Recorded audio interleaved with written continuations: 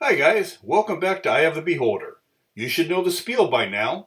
These videos take a look at 20 years of Dungeons & Dragons miniatures created by WOTC and Wizkids over the years of 2003 through 2023. With the next set of videos, we'll be looking at the four types of elemental creatures, starting with those from the elemental plane of air. We start out with the Mighty Genie. From 1977's OG Monster Manual, Jinn are the primary inhabitants of the elemental plane of air, with their capital city known as the Court of Ice and Steel located therein.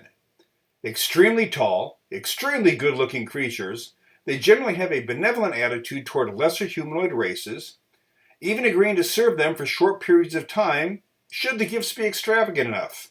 And yes, they can grant wishes. We get our first genie in 2005's Angel Fire set.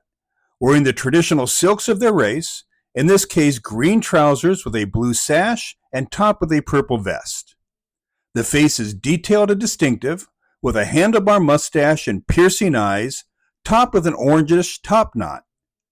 Wielding a two-handed scimitar, note the detail on the blade, this Jinn is cocked and locked. Someone is about to lose their head. Score: Paint 23, Pose 20, Playability 20, Pizzazz 22, for a score of 85.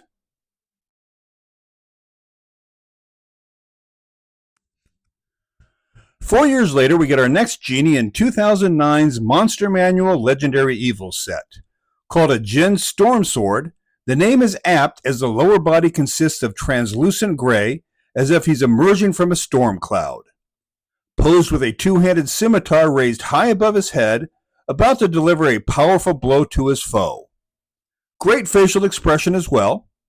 Paint palette is blues for the body and vest, silver for the belt, with blue gemstones, armbands and sword, topped with coal black hair. It's early, but yeah. Score: 100.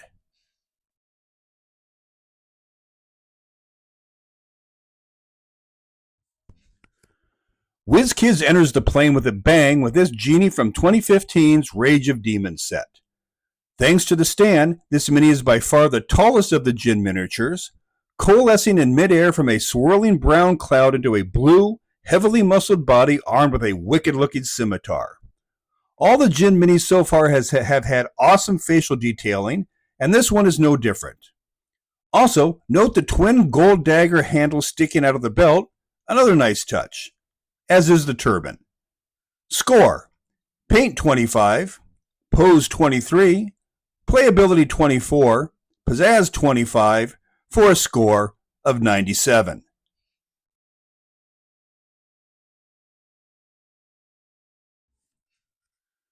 Eight years later, we get our final genie in 2023's Sand and Stone set, and damn, this one is super cool too. This genie is emerging from a golden lantern right out of Aladdin. Coalescing from a translucent blue mist to a blue body, he too was armed with a scimitar, plus a couple daggers in his sash. In my mind, this genie has just been summoned from his lamp, pointing out he who summoned him. Whether it's to give him a wish or to attack him for disturbing his rest, that's up to the DM to decide. Score: Paint 19, Pose 22, Playability 25, Pizzazz 25, for a score of 91.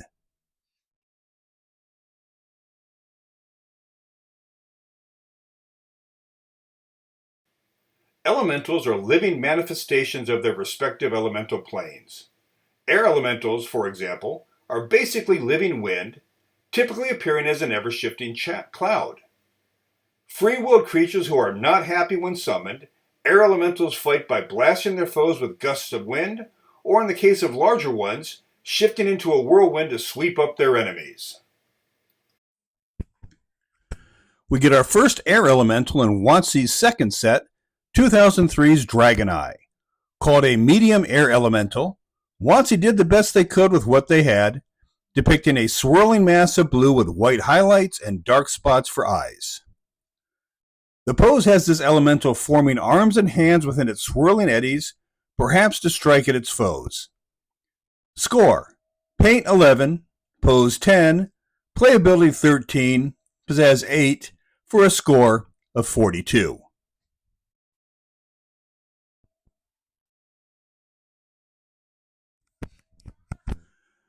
2 years later, WOTC tries again with his large air elemental in 2005's Angel Fire set.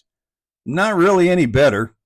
Just a monochrome white with what looks to be a pearl treatment to give it some gloss. The pose is just sort of If you squint, you can maybe see it as a swirling column of air just before assuming a whirlwind shape. Playability, there's better versions upcoming, but you could use it as an ice formation. Score: Paint 8, Pose 10, Playability 7, Pizzazz 6, for a score of 31.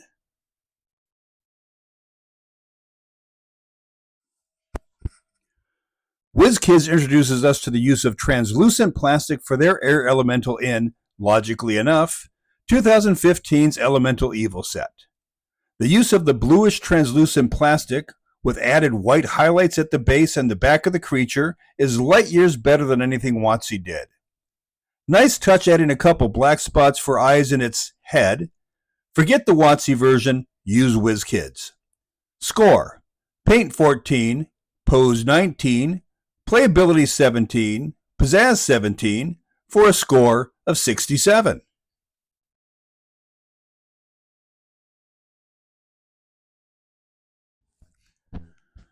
This just keeps getting better and better. This air elemental comes from 2020's Fangs and Talons set. The largest and tallest of the four, I absolutely love the sculpt of this translucent blue plastic of this mini. From the swirling lower half of the clear base to the whirling detail of the bodies and arms, topped off with a head that, if you look really closely, has a face and open mouth in the swirling eddies. Love it. Score: Paint 15, Pose 25, Playability 23, Pizzazz 25, for a score of 88.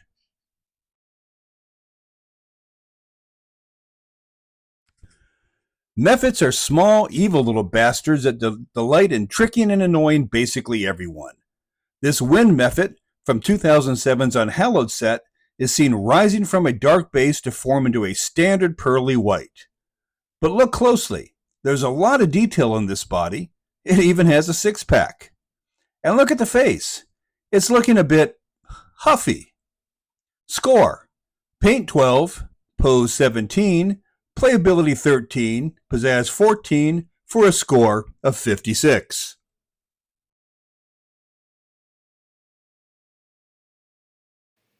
Sometimes powerful mages create special suits of armor to capture and hold elementals, who then become powerful weapons of war.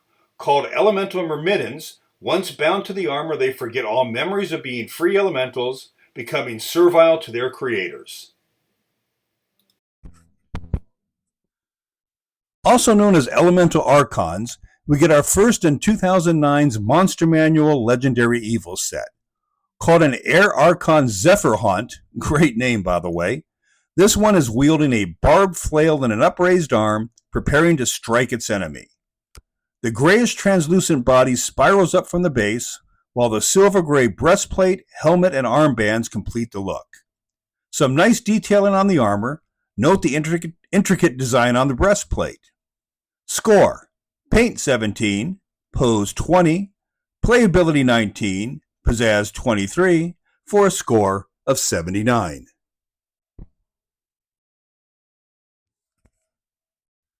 WizKids gives us our first Air Myrmidon in 2015's Rage of Demons set. Physically smaller than the WotC version, WizKids uses a plastic stand to give the illusion of flight, which nicely merges with the translucent lower body of the Myrmidon. Armor is brighter but not as detailed as the WotC version, but I really like the two-handed morning star it's wielding. Score: Paint 15, Pose 17, Playability 16, Pizzazz 18, for a score of 66.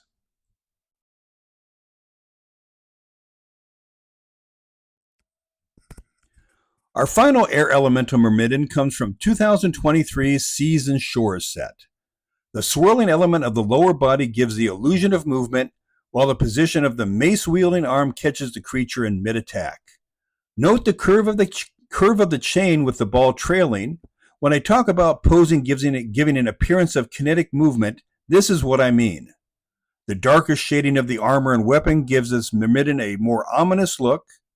Score: Paint 18, Pose 20, Playability 18, Pizzazz 20, for a score of 76.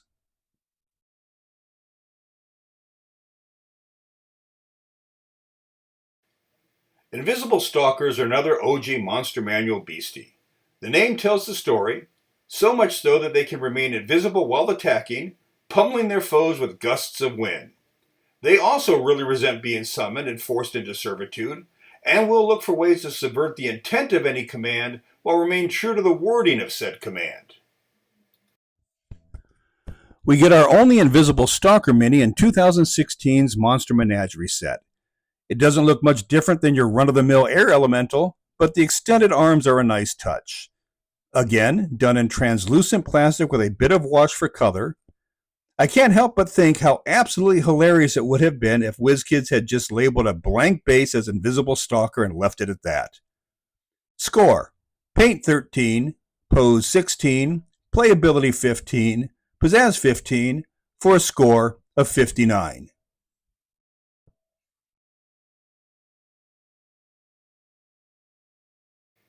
I don't know what the hell this is. Called a Wind Fiend Fury, there are no stats anywhere on the web to indicate its lore, abilities, or disposition. The miniature comes from 2009's Monster Manual Savage Encounters set. Set with a much darker but still translucent plastic, the pose, such as it is that of a miniature tornado. I don't know what else to say about this one. Use it as a spell effect, as an air elemental in whirlwind form, or make up your own stats. Perhaps the word fiend in the name indicates an infernal origin. Score: Paint 13, Pose 14, Playability 14, Pizzazz 17, for a score of 58.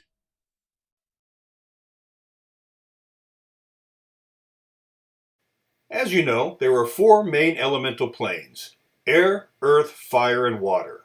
However, where the planes meet, they tend to mix together, creating para-elemental planes and creatures to match. We've talked about methods before. The dust method is a combination of air and earth. We get our first miniature representation of one in 2021's Snowbound set.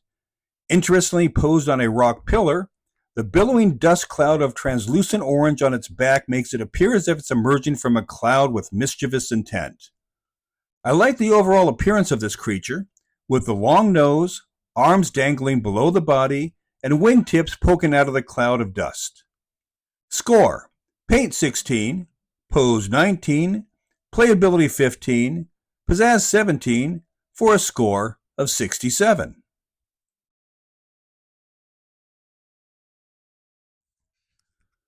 For the life of me, I don't know why WizKids felt the need for another Dust Method mini just 2 years later in the Sand and Stone set. If they felt the need to tie in with the Sand and Stone theme, why not a Salt Method or an Ooze Method? You don't even need to change the sculpt, just the color palette. Way smaller than the previous mini, this is not even a swing and miss by WizKids. This is them taking strike 3 on a fastball down the middle. Score: Paint 8, Pose 10, Playability 10, Pizzazz 4, for a score of 32.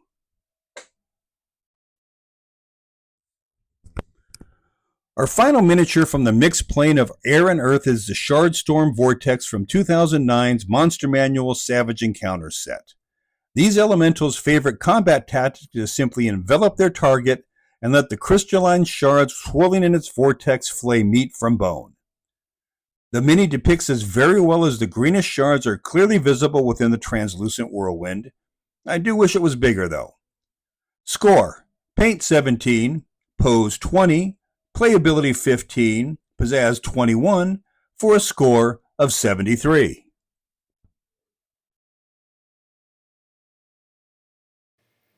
And on that note, we are finished with our menagerie from the elemental plane of air. We'll move on to the plane of earth in the next video. Thanks as always for watching Eye of the Beholder. Leave a comment if you like, and I'll see you in the next video.